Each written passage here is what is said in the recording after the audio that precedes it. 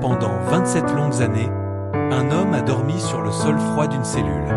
Sans colère, sans vengeance, sans jamais laisser l'amertume dévorer son âme.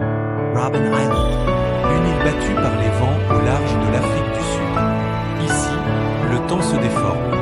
Ici, l'homme se dissout ou renaît. Nelson Mandela, matricule 46 664, entre en prison en 1964. Il y ressort en 1990. Il a vieilli, mais il marche droit. Il ne baisse pas les yeux. Il aurait pu haïr. Il aurait pu réclamer vengeance. Il aurait pu abandonner. Mais il a choisi autre chose. Le silence. L'introspection. La résistance intérieure. Là où beaucoup auraient crié, Mandela a appris à écouter. Écouter son souffle. Écouter son cœur battre malgré la douleur. Écouter cette voix intérieure que les stoïciens appelaient raison. Chaque jour, il brisait des pierres au soleil brûlant. Non pas pour construire des murs, mais pour briser les chaînes invisibles de son propre esprit. Il méditait, il lisait. Il écrivait à ses enfants qu'il ne voyait pas grandir. Il récitait des poèmes comme des prières.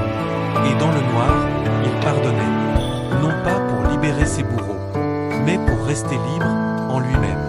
Un jour, il a dit « J'ai appris que le courage n'est pas l'absence de peur, mais la capacité de la vaincre. Ce n'est pas la cellule qui fait le prisonnier, c'est la colère qu'on laisse nous enchaîner. » Lorsqu'il est sorti de prison, il n'a pas crié, il n'a pas levé le poing, il a simplement souri.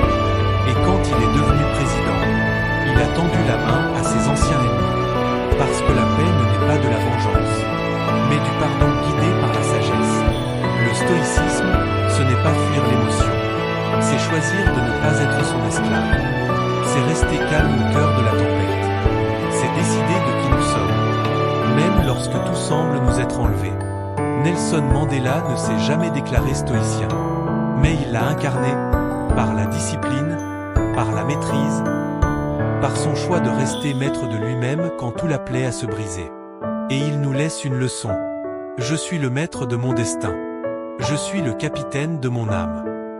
Voilà ce que signifie l'esprit stoïque.